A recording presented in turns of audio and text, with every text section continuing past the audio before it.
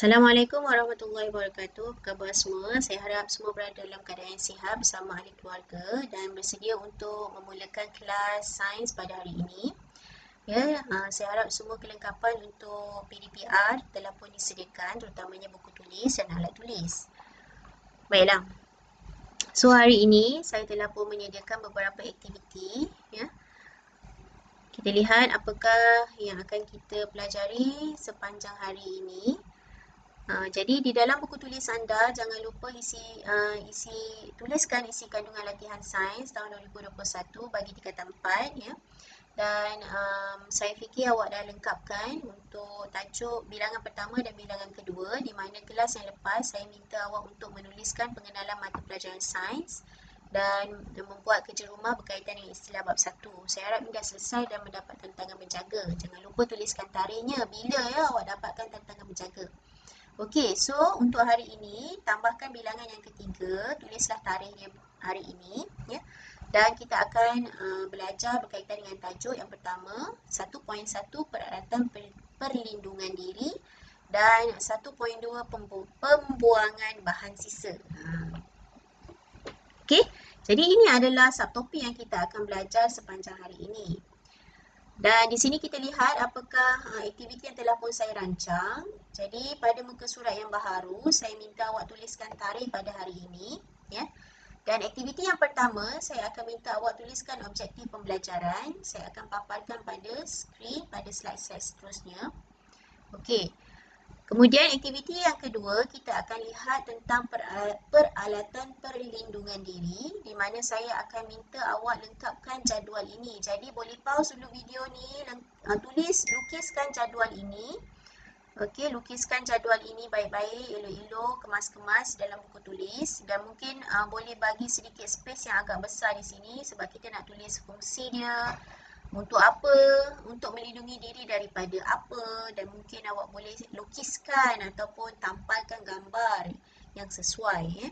Jadi apakah contoh alat yang kita akan bincangkan? Yang pertama adalah goggle, topeng muka, sarung tangan, baju makmal, kasut bertutup ataupun kasut keselamatan. Ini adalah 5 contoh alat untuk peralatan perlindungan diri. Ini aktiviti yang kedua. Okey, aktiviti yang ketiga, saya minta awak supaya melukiskan lagi jadual. Di sini ada empat peralatan. Yang ini adalah contoh dan fungsi peralatan perlindungan diri di makmal, ya. Di makmal. Jadi kita ada 4 contoh peralatan perlindungan diri di makmal. Kabinet aliran laminar. Tuliskan contoh yang kedua, penyiram kecemasan. Okey, yang ketiga, kebuk wasap. Dan yang keempat, pembilas mata. Ini adalah contoh peralatan perlindungan diri di makmal. Lukiskan dulu jadual ni elok-elok, kemas-kemas dalam buku tulis awak, dan sepanjang kelas kita hari ini, awak bolehlah melengkapkan jadual ini bersama-sama dengan saya. Okey, kita ulang. Aktiviti pertama, nanti tuliskan objektif. Ada 4 objektif saya sertakan hari ini. Okey, saya akan tunjukkan pada paparan skrin seterusnya. Aktiviti yang kedua, lukiskan jadual yang pertama ini, iaitu jadual contoh dan fungsi peralatan perlindungan diri. Dan aktiviti yang ketiga adalah contoh dan fungsi peralatan perlindungan diri di makmal. Lukiskan jadual ini. Okey. Kita ada lagi aktiviti. Aktiviti yang keempat, kita akan masuk subtopik 1.2, pembuangan bahan sisa. Saya minta awak lukiskan peta bulatan ini, di mana nanti kita akan lengkapkan di luarnya ni adalah bahan yang boleh dibuang ke dalam sinki. Jadi kita nak buang bahan sisa, kita ada 2 kategori. Satu, bahan yang boleh dibuang ke dalam sinki dan mesti lengkapkan peta bulatan ni. Jadi boleh ambil protector, lukiskan elok-elok bulatan. Bulatan besar di luar, bulatan kecil di dalam, dan tuliskan maklumat di dalamnya apakah topik yang kita bincangkan, dan di luarnya adalah maklumat-maklumat yang berkaitan dengan topik yang di tengah-tengah ini. Okey, ada lagi aktiviti ya. Oleh kerana yang ni bahan yang boleh dibuang ke dalam sinki, aktiviti yang kelima, saya minta awak untuk lukiskan juga peta bulatan lagi, di mana ini adalah bahan yang tidak boleh dibuang ke dalam sinki. Okey. Buat bulatan ya. Kalau tak sempat boleh pause video ni. Lukis dulu elok-elok dalam buku tulis. Lepas tu nanti sepanjang kelas ni awak bolehlah lengkapkan bersama-sama dengan saya. Okey. Ada lagi. Aktiviti ke-6 juga peta bulatan ya. Di sini mengurus bahan sisa biologi. Nanti tulislah maklumat yang penting kat sini. Contoh dia apa. Apa maksud bahan sisa biologi ya. Okey, baik. Yang ketujuh, aktiviti yang ketujuh adalah carta alir langkah mengurus kemalangan di dalam makmal. Okey, nanti kita akan lihat di dalam paparan seterusnya. Dan yang terakhir dah tentulah kerja rumah. Kerja rumah ni buat selepas kelas. Yang lain ni nombor 1 sampai nombor 7 buat semasa kelas ini. Okey? Okey, kita lihat apakah paparan yang telah pun saya sediakan. Okey, dah sedia semua ya? So, kita lihat di sini.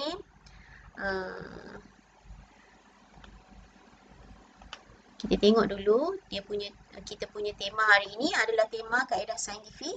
Kita akan lihat tentang langkah keselamatan dalam makmal di mana standard kandungan 1.1 peralatan perlindungan diri ya. Standard pembelajaran tambahan 1.1.1 menjelaskan dengan contoh peralatan perlindungan diri serta fungsinya. Okey, seterusnya kita akan lihat pula berkaitan dengan 1.2.1 pembuangan bahan sisa di mana kita akan mencirikan bahan yang boleh dibuang ke dalam sinki, mencirikan bahan yang tidak boleh dibuang ke dalam sinki, menguruskan bahan sisa biologi, berkomunikasi dengan mengenai langkah kemalangan dalam makmal. Okey, oleh kerana kita sekarang mengalami pandemik COVID, jadi kita tak boleh datang sekolah, maka tak ada aktiviti yang dijalankan dalam makmal. Tapi saya percaya dalam tempoh masa yang terdekat ini mungkin keadaan kembali normal, awak semua kembali ke sekolah dan kita akan menjalankan aktiviti di sekolah seperti biasa. Dan dah tentu awak akan masuk makmal dan buat eksperimen ya. Masa menengah rendah pun dah biasa buat eksperimen. Tapi masa tingkatan 4 ni diingatkan balik langkah-langkah keselamatan dalam makmal. Kita tahu bila kita masuk dalam makmal, kita akan gunakan banyak peralatan-peralatan yang berbahaya. Peralatan yang tajam, kita gunakan peralatan yang berat, contoh macam berbola besi yang kita gunakan. Kemudian bola besi tu kita panaskan menggunakan api juga bahaya. Kemudian kita guna termometer yang mempunyai merkuri juga bahaya. Jadi perkara-perkara itu mestilah kita handle ataupun kita gunakan dengan sebaik mungkin. Jadi langkah-langkah keselamatan ini adalah sangat penting apabila kita masuk dalam makmal. Itu juga dengan pembuangan bahan sisa. Ya, kadang-kadang pelajar semua benda dia nak buang dalam makmal, dalam sinki. Sebenarnya tidak semua bahan boleh dibuang ke dalam sinki kerana ada bahan-bahan yang boleh mencemarkan alam sekitar dan mungkin akan boleh menyebabkan berbahayalah kepada makhluk yang hidup ya. Okey, baik. Jadi kita lihat objektif pada hari ini. Jadi objektif ni saya nak awak salin dalam buku tulis. Di akhir pembelajaran, murid dapat yang pertama memberi contoh dan fungsi peralatan perlindungan diri dengan tepat. Ya. Yang kedua, menerangkan ciri-ciri bahan yang boleh dibuang dan tidak boleh dibuang ke dalam sinki dengan tepat. Yang keempat, menjelaskan POS, bahan sisa biologi dengan terperinci. Dan yang keempat, menerangkan langkah mengurus kemalangan di dalam makmal dengan teratur dan tepat. Okey, ini adalah objektif pembelajaran kita. Boleh pause dulu video ni dan catat dalam buku tulis. Okey. Setelah kita selesai menulis objektif, kita nak semak dulu kerja rumah. Okey, kerja rumah yang lepas saya ada bagi 3 istilah penting untuk bab 1, di mana yang pertama adalah peralatan perlindungan diri dan maksudnya sebenarnya ada dalam buku teks ya. Kelengkapan yang diperlukan untuk memberikan perlindungan kepada pemakainya daripada bahaya. Okey. Istilah yang kedua, alat pemadam kebakaran, sejenis alat yang digunakan untuk mengawal atau memadamkan kebakaran. Dan istilah yang ketiga, prosedur operasi standard, pelupusan bahan sisa biologi, iaitu prosedur yang digunakan bagi tujuan menguruskan sisa biologi di makmal. Okey, saya harap semua dapat jawab yang betul. Kalau ada kesalahan, bolehlah betulkan. Okey, ini adalah kerja rumah kita yang lepas. Jadi, sudah bersedia untuk meneruskan kelas kita pada hari ini? dan sudah bersedia dengan jadual-jadual dan pertebulatan yang telah pun saya tunjukkan pada awal tadi. Okey, kalau belum bersedia boleh playback balik video ni. Tulis dulu, lukis dulu jadual-jadual dan juga pertebulatan tersebut. Sebab sepanjang selepas ini saya akan tunjukkanlah maklumat-maklumat yang penting untuk awak tuliskan dan lengkapkan jadual dan juga pertebulatan ni tadi. Okey. Okey, jadi kita teruskan ya. So kita nak lihat berkaitan dengan kaedah saintifik. Okey, kaedah saintifik mana kita mesti belajar pada bab yang pertama lah, berkaitan dengan beberapa maklumat menguruskan peralatan makmal dan juga perkara-perkara penting dalam makmal ya. Jadi apakah yang perlu anda lakukan sekiranya berlaku kemalangan dalam makmal? Tahukah anda apa itu CPR? Bagaimanakah kita boleh mengukur tahap kesihatan badan kita? Ini adalah dalam tema ini. Ini 3 topik. Yang pertama nanti kita akan lihat yang hari inilah berkaitan dengan pengurusan makmal. Yang kedua iaitu first aid ya. Untuk menyelamatkan iaitu CPR dan juga Heimlich maneuver. Okey. Dan kita boleh mengukur tahap kesihatan badan kita. Kita akan kira BMI, kita akan kira nadi. Okey, sebenarnya ini sangat penting. Kalau yang pertama ni adalah untuk keselamatan makmal. Untuk yang kedua adalah CPR ataupun first aid ni, sebab kita tengok masyarakat kita, saya sendiri pun tidak mahir dalam keselamatan mula ni, maksudnya first aid ni. Bila ada apa-apa kemalangan, kita jadi panik dan sebenarnya mangsa boleh diselamatkan pada saat-saat awal dia melalui kecemasan. Tapi bila kita panik dan kita tak tahu macam mana nak buat, jadi itu sangat bahayalah dan boleh memudaratkan mangsa. Jadi sebab itu dia diajar pada silibus ini supaya generasi akan datang, 10-20 tahun akan datang, awak boleh manfaatkan maklumat-maklumat ni supaya kalau berlaku pada ahli keluarga ataupun mungkin awak dalam perjalanan ke mana-mana jumpa mangsa-mangsa yang tengah sesak nafas ataupun tercekik, awak boleh bantu dia sebelum pegawai kesihatan datang ya. Okey, bagaimanakah kita boleh mengukur tahap kesihatan badan kita? Maksudnya tak perlu pergi hospital pun awak dah tahu sebenarnya awak ni dapat blood pressure. Okey, ada tekanan darah tinggi rupanya. Ataupun awak tahu awak ni sebenarnya obesity. Itu yang kita nak supaya kita boleh selia badan kita sendiri dan kita sentiasa aware lah dengan kesihatan diri kita. Tak perlulah pergi hospital, nak jumpa doktor, barulah tahu sebenarnya ada darah tinggi aku ni. Tak perlu ya. Sebenarnya dengan kiraan nadi kita harian tu kita dah tahu sebenarnya kita ada darah tinggi ataupun mungkin kita obesity. Jadi sebab itu dia diajar pada usia awak 16 tahun supaya awak kekal sihat dalam tempoh 10, 20, 50 tahun akan datang. Okey, jelas ya? Okey, baik. Kita lihat langkah keselamatan dalam makmal ni yang kita akan lihat belajar hari ni lah. Tengok segak budak ni ya. Pakai goggle, pakai pelitup muka, pakai sarung tangan, baju makmal. Okey, di sini kita lihat ada satu rencana sains di mana ada liputan berkaitan dengan tumpahan merkuri ya, bila satu termometer pecah. Jadi merkuri ni sangat bahaya. Nanti kita akan tengok pada paparan selepas ini apakah kesan merkuri secara direct pada badan kita, di mana pelajar dan juga guru ini terpaksa dikuarantinkan sebelum tumpahan merkuri ini dinyah cemar ya. Okey, pada tahun bila ni? 2018. Masa ni masih lagi boleh pakai makmal, dia orang buat eksperimen kat makmal yang seronok kan. Sekarang ni rasa bila lah boleh kita masuk makmal balik. Okey, baik. Kita tengok pelajar ni dari sini kita boleh nampak apakah peralatan perlindungan diri yang dia pakai. Pertama goggle, bolehlah lengkapkan goggle. Fungsinya adalah untuk melindungi mata daripada terkena bahan kimia seperti asid, bromin, amonia dan logam reaktif. Mata kita adalah panca indera yang sangat berharga. Jadi kena lindungi dia dengan menggunakan goggle. Okey. Baik, yang kedua dia ada topeng muka untuk melindungi hidung dan mulut daripada terhidu bahan kimia yang sengit dan mudah meruap serta debu. Okey, bahan kimia kalau kita dalam makmal kita tak boleh hidup direct macam ni. Bahaya kalau dalam makmal jauhkan sikit, biasanya macam ni kamera ni. Okey, jauhkan sikit dan kita tarik bau tu pada hidung kita macam ni. Itu adalah kaedah yang terbaik. Okey, kalau kita direct hidung macam ni sangat bahaya sebab kita tak tahu bahan kimia tu um, boleh efek pada tubuh badan kita. So kita jauh sikit bahan tu and then tarik ke hidung begini. Okey, itu cara yang terbaik untuk hidu bahan kimia. Dan kalau macam ni dalam makmal pelajar ni pakai topeng muka. Sekarang pun kita semua pakai topeng muka, tapi bukanlah untuk menghidu bahan kimia, sebaliknya untuk mengelakkan kita daripada jangkitan COVID-19 ya. Okey, sarung tangan dia of course lah melindungi tangan dan melindungi tangan daripada bahan kimia berbahaya. Sebab mungkin akan terhakis tangan kita akan gatal kalau kita kena asid hidroklorik, biasanya ada sikit rasa gatal ya. Jadi kalau pakai sarung tangan bolehlah melindungi tangan kita daripada bahaya. Tapi in case kita tak pakai sarung tangan, cepat-cepat basuh tangan kita di bawah aliran air yang mengalir. Okey, baju makmal terdiri pada lapisan keselamatan yang mudah untuk dibuka, terus direct buka macam tu kalau apa-apa berlaku kecemasan.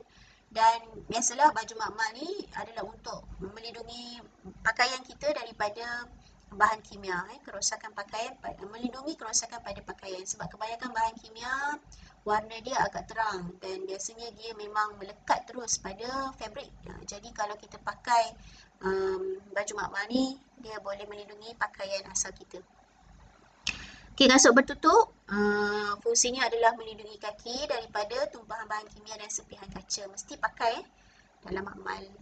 Okey, so ini adalah peralatan perlindungan diri dan fungsinya untuk pakaian lah. Kita ada satu lagi, peralatan perlindungan diri dalam makmal. Yang ini untuk aktiviti yang ketiga. Okey, boleh lengkapkan. Yang pertama, kabinet aliran laminar, laminar flow cabinet. Ya, dia digunakan untuk mengelakkan kontaminasi. Kontaminasi ni adalah pencemaran ya. Semasa aktiviti berkaitan dengan microbiology. Microbiology ni adalah benda-benda yang melibatkan contoh menggunakan bakteria.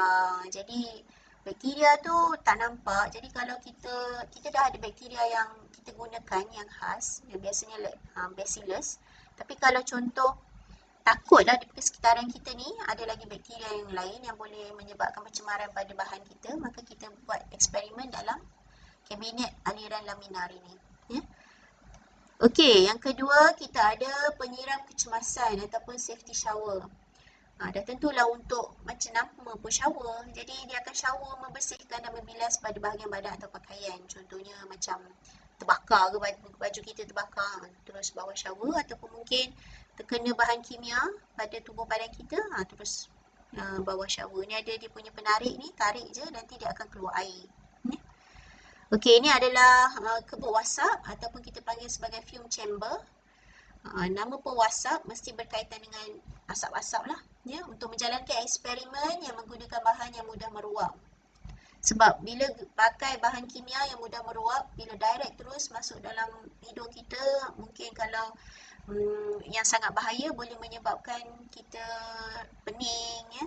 Boleh menyebabkan sedikit keracunan, muntah-muntah, loya. Jadi sangat bahaya. Jadi kita gunakan kebut wasap.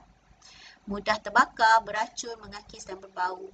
Okey, di samping penyiram kecemasan ni kita tengok dekat bawah ni ada pembilas mata. Jadi untuk membilas atau mencuci mata bila mata kita terkena bahan kimia, cepat-cepat bilas dan juga cuci mata kita. Okey. So ini adalah 4 bahan ataupun peralatan perlindungan diri dalam makmal. Jadi boleh lengkapkan dalam aktiviti yang ketiga. Okey, kalau tak sempat boleh playback balik video ni macam biasa dan pause dan lengkapkan jadual ya. Okey, adakah anda semua bersama dengan saya? Okey, bagus. Kita teruskan seterusnya. Kita tengok. Right. Jadi kerja rumah awak nanti awak boleh lengkapkan ataupun salin semula praktis formative 1.1 ini pada nombor 2 dan nombor 3. Ya, nombor 2 dan nombor 3. Okey, boleh pause dan salin semula. Okey. Ini kerja rumah awak nombor 2 dan nombor 3. Okey, settle Okey, kita tengok pula pembuangan bahan sisa. Ini adalah bahan-bahan yang biasa kita guna dalam makmal ya. Kita pakai bahan kimia, yang ini kita pakai bahan-bahan sisa pepejal, tisu dan sebagainya. Ini adalah mungkin tak silap saya macam kulit potato, kulit kentang yang buat eksperimen yang melibatkan kanji menggunakan kentang. Jadi ini adalah bahan-bahan sisa yang biasanya kita akan buang. Jadi bahan ini sebenarnya ada dua jenis. Macam saya sebut awal tadi, kita ada bahan yang boleh dibuang terus ke dalam sinki ataupun bahan yang tidak boleh dibuang ke dalam sinki. Ada dua jenis. Jadi kalau bahan yang boleh dibuang ke dalam sinki, biasanya cecair ataupun larutan yang berkepekatan rendah dan dah tentulah tidak berbahaya. Okay? Okey, itu adalah bahan-bahan yang boleh dibuang ke dalam sinki. Kalau asid pekat tu tak boleh lah. Dia kena asid berkepekatan rendah, alkali berkepekatan rendah ataupun bahan-bahan yang tidak berbahaya. Okey, lengkapkan dalam pertebulatan tadi. Apakah maklumat berkaitan dengan bahan yang boleh dibuang ke dalam sinki, aktiviti yang keempat. Okey. Dan aktiviti yang kelima, pertebulatan juga, kita boleh lihat di sini. Contoh bahan yang tidak boleh dibuang ke dalam sinki ada banyak. Contohnya sisa pepejal. Dah tentulah tak boleh buang dalam sinki. Apa contoh sisa pepejal macam cebisan kertas ya. Ataupun mungkin cebisan tisu, okey, kertas turas, tak boleh lah. Bahan yang punya pH kurang daripada 5 dan lebih daripada 9. Maksudnya kurang pada 5 ni asid pekat, lebih daripada 9 ni alkali pekat. Jadi tak boleh lah. Sebatian pelarut organik, petrol contohnya. Tak boleh. Okey. Bahan kimia contoh macam asid, grease, minyak, cat minyak, hidrogen peroksida, ini pun tak boleh dibuang ke dalam sinki. Bahan toksik, logam berat, okey, bahan sisa organik, mikrob dan bangkai haiwan. Mikrob ni adalah singkatan untuk mikroorganisma, haiwan seni lah, haiwan yang kecil ya. Bahan buangan radioaktif, ni tak boleh juga. Bahan yang boleh meruap, bahan yang reaktif, ni semua tak boleh dibuang dalam sinki. Sebab bahan-bahan ini boleh menyebabkan pencemaran alam dan berbahaya kepada kehidupan. Okey, ini adalah maklumat-maklumat yang boleh awak lengkapkan dalam pertebulatan aktiviti yang ke-5. Aktiviti ke-5. Kita tengok, betul tak aktiviti ke-5? Betul bahan yang tidak boleh dibuang ke dalam sinki. Okey. So ini adalah aktiviti yang ke-5. Okey. Bahan yang tidak boleh dibuang ke dalam sinki. Lengkapkan sajalah dekat sini tadi yang telah pun kita membincangkan ataupun yang telah pun saya paparkan tadi. Kalau tak sempat boleh pause dulu video. Okey, next kita lihat apa lagi yang kita akan lihat berkaitan dengan keselamatan dalam amal. Kita akan tengok tentang mengurus bahan sisa biologi.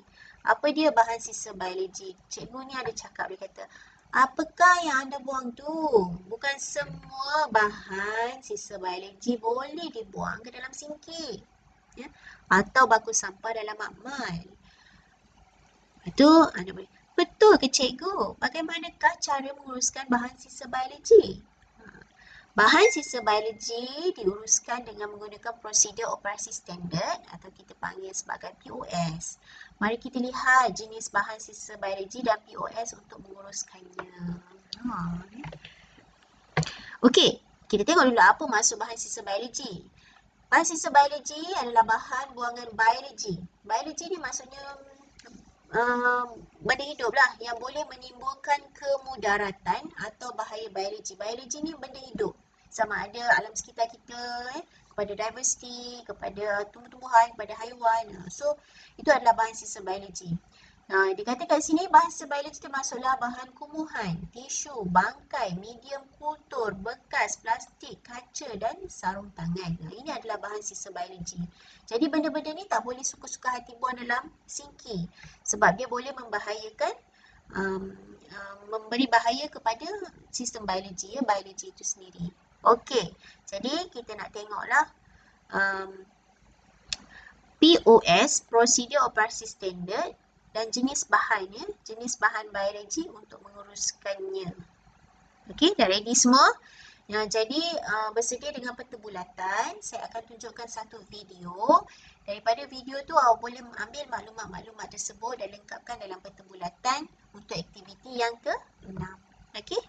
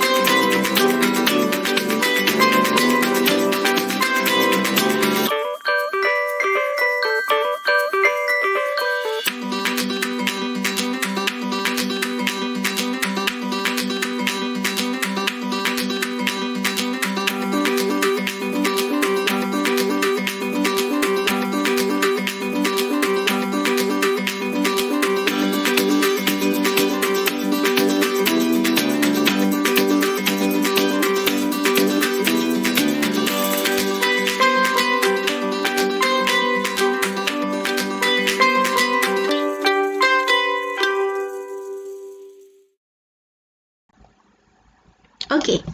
Itu adalah bahan sisa biologi mengikut kategori dan dia punya prosedur operasi standard untuk melupuskan dan menguruskannya, ya. Tak semua bahan-bahan itu boleh simply bubur dalam tong sampah ataupun buang dalam sinki, ya. Jadi dia ada prosedur-prosedur yang tertentu yang telah pun disenaraikan dalam video tadi. Okey. Jadi ini sebenarnya saya telah pun ringkaskan dalam bentuk video tadi. Jadi awak bolehlah sama ada nak pause pada video ataupun pause pada skrin ni untuk lengkapkan pada peta bulatan untuk aktiviti yang ke-6. Okey. Jadi kita nak tengok dekat sini, kalau kita ada bahan sisa biologi, kita buatlah pengasingan sisa dan puncanya dengan betul. Mungkin dia bercampur, asalnya ada contohnya kalau kita buat pembedahan kata, kita tak ada buat lah untuk tingkatan 4 sains, ya. Kalau untuk biologi memang ada. Jadi kita ada bangkai, kita ada organ, ya. Kita ada bangkai, kita ada organ, kita ada peralatan tajam, scalpel dan sebagainya. Jadi kita kena buatlah dia punya pengasingan dulu. Lepas tu kita susunlah ikut kategori bahan sisa tersebut, A, B, C, ya. Kan kita gunakanlah prosedur-prosedur yang telah pun kita tahu apa yang perlu kita buat. Okey, dan kita bolehlah buat seterusnya. Sisa yang telah dinyah kontaminasi dimasukkan ke dalam beg biobahaya dan sisa ini akan dilabel, dimasukkan dalam tong biobahaya. Tong biobahaya disimpan sementara dalam keadaan selamat, terkawal dan disejukkan sebelum pelupusan berpusat dijalankan, ya. Ini adalah kaedah-kaedah yang perlu kita lakukan untuk melupuskan bahan sisa biologi. Autoclave, tahu autoclave? Autoclave ni adalah satu alat, saya tak sertakan gambar pula, satu alat untuk mensteril sesuatu benda. Saya fikir masa tingkatan 2 atau tingkatan 2 awak ada belajar tentang autoclave ni. Ya, dia mensterilkan bahan-bahan. Steril ni maksudnya membunuh mikroorganisma yang berbahaya, membunuh mikroorganisma. Jadi bila suhu yang sangat tinggi, tekanan pada tekanan ini dalam tempoh 20 minit, semua mikroorganisma yang ada pada sesuatu tempat ataupun pada suatu alat yang telah pun dimasukkan di dalam autoclave tu akan mati, ya. Okey. Jadi itu adalah fungsi autoclave. Okay, so kita tengok kat sini adalah carta ahli prosedur operasi standard pelupusan bahan sisa biologi. Okey. Dan seterusnya kita nak lihat mengurus kemalangan di dalam makmal. Kadang-kadang kemalangan ni tak dapat dielakkan. Kita tengok dekat sini. Apakah jenis-jenis kemalangan yang selalu berlaku terkena serpihan kaca. Contohnya pakai tabung uji pecah, kena kat tangan kaca, luka tangan. Ya. Terkena asid atau akali pekat. Ini kadang-kadang boleh menghakiskan kulit. Okay. Kebakaran kecil. Terlampau buka api penunuh bansen kuat sangat boleh menyebabkan kebakaran di persekitaran. Pakai pula terkena pula pada tudung contoh. Tapi tak pernah lagi lah berlaku. Tapi itu mungkin kemalangan yang biasa berlaku dalam makmal. Ya. Terkena serpihan hasil daripada tindak balas logam reaktif. Yang ini pernah berlaku pada beberapa tahun yang lepas. Saya ingat lagi. Salah seorang pada guru kita telah pun membuat eksperimen untuk melihat kereaktifan logam. Dan akhirnya eksperimen tu meletup. Pelajar excited bila eksperimen meletup. Macam baru menjadi eksperimen ni bila meletup. Jadi memang cikgu tersebut terkenalah serpihan tu dan berlaku sedikit luka pada tubuh badan dia. Termometer pecah macam kita bincang awal tadi. Ada sekolah yang termometer dipecah apabila membuat aktiviti bersama termometer boleh menyebabkan pencemaran merkuri. Kebocoran gas dan penunuh bansen lupa nak tutup ataupun mungkin di bahagian penunuh bansen tu ada kebocoran yang boleh menyebabkan kebocoran gas lah dan rinjatan elektrik. Ini adalah kemalangan yang biasa berlaku dalam makmal. Ya. Kenapa kemalangan ini berlaku? Biasanya disebabkan oleh kecuaian, kelalaian, kejadian di luar jangka. Tak expect pula boleh jadi. Atau kurang kemahiran dan pengetahuan.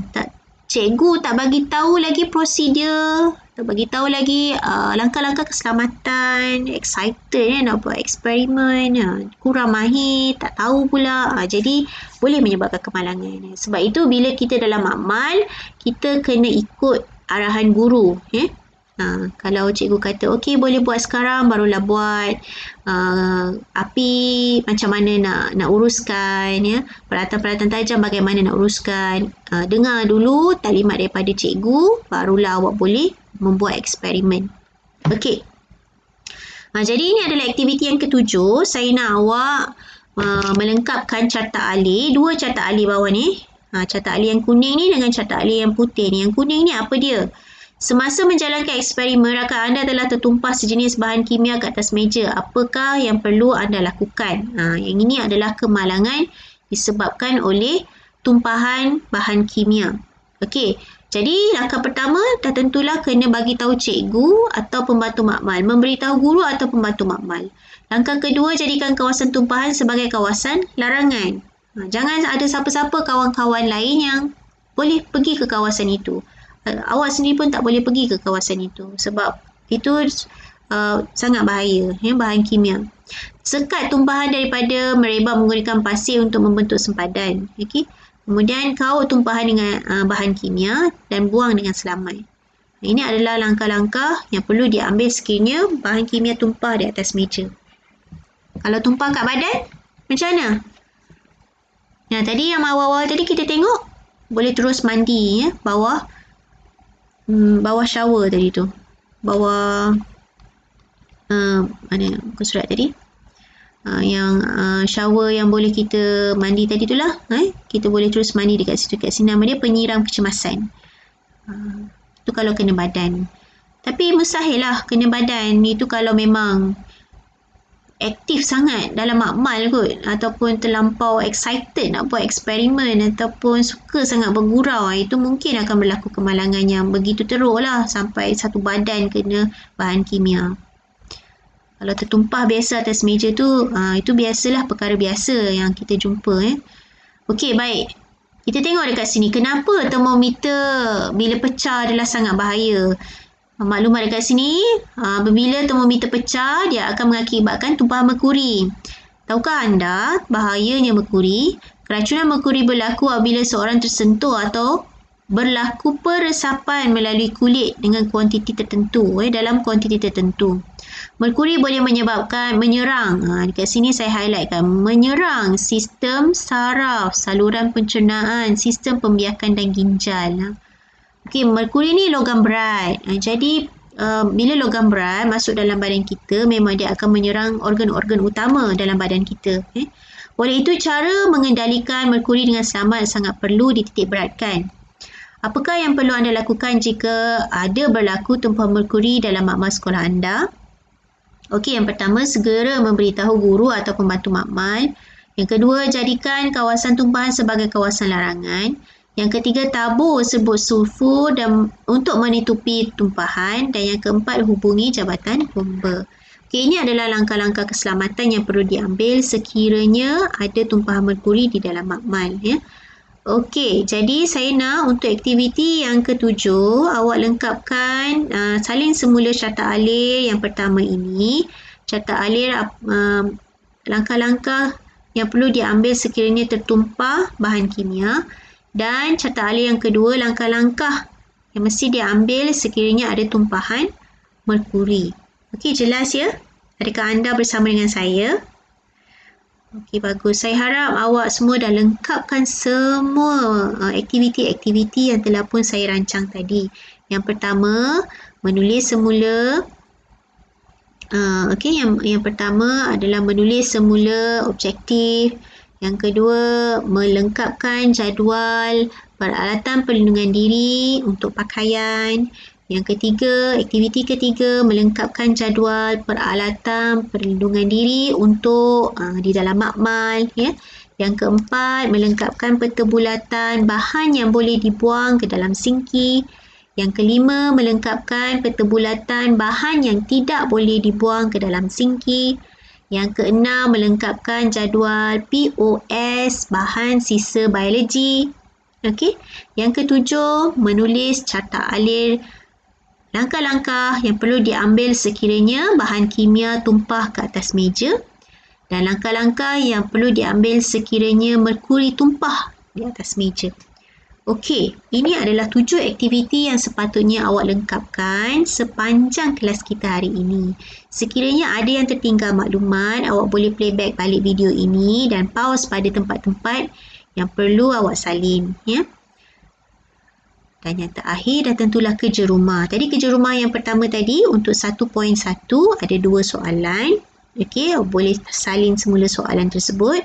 Untuk 1.2 juga ada 2 soalan. Gabungkan saja, buat satu muka surat 1.1 2 soalan, kemudian di bawahnya sambung 1.2 2 soalan. Okey.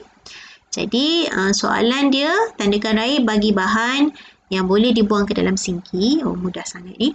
Dan yang ketiga, terangkan cara pelepasan bangkai secara ringkas. Itu sahaja soalannya. Ada 4 soalan kerja rumah kita hari ini. Jelas ya? Adakah anda semua masih bersama saya? Okey, bagus.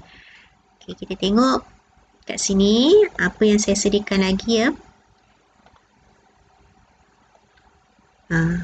Okey, ingatan semula kerja rumah tadi saya dah sebut. Praktis formatif 1.1 nombor 2 dan 3. Praktis formatif 1.2 nombor 2 dan nombor 3. Kalau tak sempat nak salin, boleh playback balik video ini. Okey. Dan dah habis, alhamdulillah. So kita dah tiba pada perumusan. Saya harap semua objektif kita pada hari ini telah pun tercapai. Kita lihat balik objektif kita. Objektif yang pertama, memberi contoh dan fungsi peralatan perlindungan diri dengan tepat. Kita dah tengok tadi untuk pakaian dan juga peralatan perlindungan diri dan makmal serta fungsinya. Saya harap jelas. Okey, menerangkan ciri-ciri bahan yang boleh dibuang dan tidak boleh dibuang ke dalam sinki dengan tepat. Tadi dah tengok kan, yang boleh dibuang dalam sinki dah tentulah bahan-bahan yang mempunyai kepekatan yang rendah, yang tidak berbahaya kepada alam sekitar. Tapi yang tidak boleh dibuang ke dalam sinki dah tentulah bahan-bahan yang bahaya, tak boleh dibuang dalam sinki dan boleh menyebabkan pencemaran. Okey, menjelaskan POS bahan sisa biologi dengan terperinci. Saya tunjukkan video tadi dan saya harap awak jelaslah. Kita ada 4 kategori. Kategori A, B, C dan D. Dan setiap kategori ni dia ada dia punya kaedah pelepasan dia. Okey. Dia menerangkan langkah mengurus kemalangan dalam makmal dengan teratur dan tepat. Ada 2 langkah tadi. Carta ahli yang pertama adalah di mana kita bagaimana langkah-langkah keselamatan yang perlu diambil untuk sekiranya ada bahan kimia tertumpah di atas meja. Dan langkah yang kedua, langkah-langkah keselamatan yang perlu diambil sekiranya ada tumpahan merkuri. Ini 2 carta ahli ini perlu dilengkapkan di dalam buku tulis. Okey. Alhamdulillah, selesai kelas kita pada hari ini. Saya harap awak dapat sesuatu yang baharu ya. Okay. Selesai kelas kita pada hari ini. Saya harap awak dapat sesuatu yang baharu sepanjang kelas kita hari ini dan dapat melengkapkan semua aktiviti-aktiviti yang telah pun saya rancang. Okey, sekiranya ada masalah macam biasa boleh WhatsApp, boleh PM saya, WhatsApp ataupun Telegram ataupun terus kepada grup Telegram Science on the Go Al-Faris ya. Okey, saya fikir itu saja untuk kelas kita pada hari ini ya. Kita jumpa lagi pada kelas akan datang. Saya harap semua pelajar dalam keadaan yang sihat dan sentiasa menjaga keselamatan diri apabila berada di rumah dan apabila keluar daripada rumah ya. Okey, itu saja. Wabillahi taufiq wal hidayah. Assalamualaikum warahmatullahi wabarakatuh. Bye.